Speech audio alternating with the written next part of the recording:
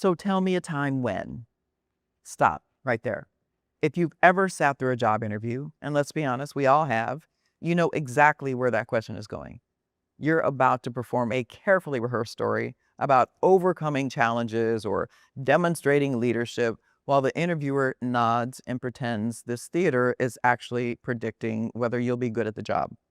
But research shows that traditional job interviews are only slightly better than random chance at predicting job performance. And I can attest to that as a former executive recruiter.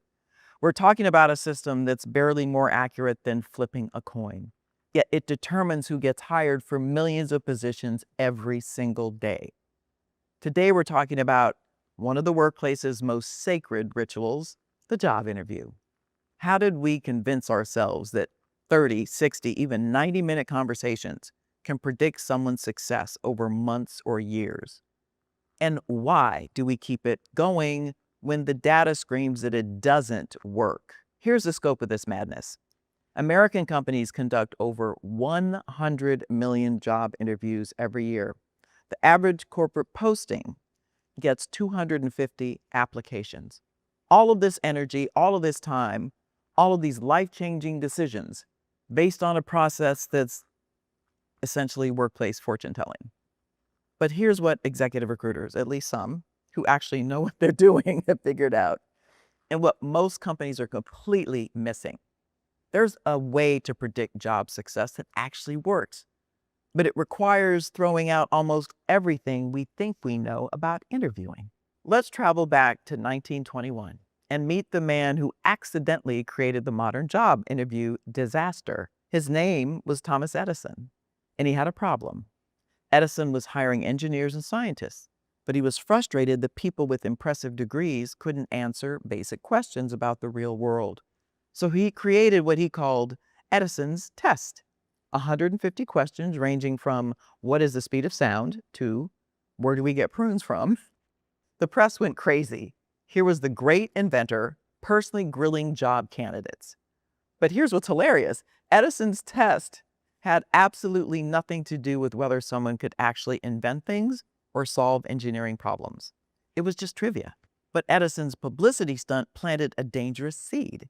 The idea that you could predict job performance by putting people on the spot with questions. Companies started copying this approach, and the interview was born. Then World War II changed everything. The military needed to quickly assess millions of recruits for different roles. They developed something called structured interviews, standardized questions designed to predict performance in specific roles. Here's the fascinating part. The military's approach actually worked because they were measuring specific competencies, one of my favorite words, against specific job requirements. But when corporations adopted interviewing after the war, they kept the format but lost the science. By the 1960s, we had evolved into what we have today, the behavioral interview. You know the drill. Tell me about a time when you dealt with conflict, or describe your biggest failure. This felt more sophisticated than Edison's trivia, but here's the problem. It's still just storytelling. And here's where it gets really crazy. Study after study shows that traditional interviews are dominated by what psychologists call confirmation bias and halo effects. Interviewers make decisions within the first few minutes based on irrelevant factors, how someone looks, whether they remind them of someone successful, even whether they have a firm handshake, and as I used to see, look down at their shoes and how well are they polished. But here's what's tragic about this whole evolution. We had the answer all along. Those World War II military assessments, they worked because they focus on competencies, the specific skills, behaviors, and thought processes that actually predict success in a role. I've spent years in executive recruiting, and here's what I've learned. The difference between a successful hire and a disaster isn't whether someone could tell a good story about overcoming adversity. It's whether they can demonstrate the specific competencies the role requires. Think about it. If you're hiring a software engineer, what matters more? Their ability to describe past projects in an interview or their ability to actually solve coding problems? If you're hiring a salesperson, what predicts success? their interview charisma, or their systematic approach to building relationships and closing deals. The companies that figure this out, the ones that assess actual competencies instead of interview performance, they're not just making better hires, they're building competitive advantages while everyone else is still playing workplace theater. So of course, I asked AI systems to design a hiring process from scratch, knowing everything we know about human psychology, job performance, and prediction accuracy. The results were eye-opening. First, AI suggested we're asking the wrong question entirely. Instead of, how do we interview better? We should ask, how do we observe competencies in action? One AI painted this picture. What if instead of talking about problem solving, candidates actually solved problems relevant to the role? What if instead of describing leadership experiences, we observed how they facilitate real team discussions? The AI suggested something it called competency sampling, creating scenarios where candidates demonstrate the exact thinking patterns and behaviors the job requires. For a project manager role, you'd see how they actually organize complex information and coordinate stakeholders. For a creative role, you'd observe their actual creative process, not just their portfolio. But here's what really got my attention. AI suggested that the best assessment would be collaborative, not competitive. Instead of grilling candidates, you'd work with them on real challenges. You'd see how they think, how they collaborate, how they handle ambiguity, all the things that actually matter for job success. One AI even suggested flipping the entire power dynamic. Instead of candidates trying to impress interviewers, what if it was mutual assessment?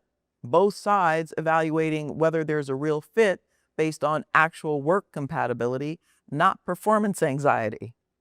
The AI pointed out something uncomfortable.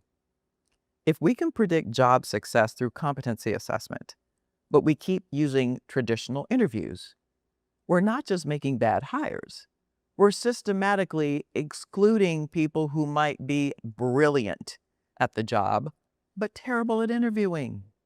So here we are, over 100 years after Edison's trivia test, still treating job interviews like they're meaningful predictors of success when the data shows that they're barely better than astrology. But I want to hear about your experiences, both sides of this equation. If you've been through interviews recently, have you ever walked out thinking, that had nothing to do with whether I can actually do this job? I have. Have you ever been on a team where the best performer wasn't the best candidate? That too. And if you're involved in hiring, are you brave enough to admit that your interview process might be workplace theater? Have you ever made a hire based on a good interview only to watch them struggle with the actual job requirements? Here's what I really want to know.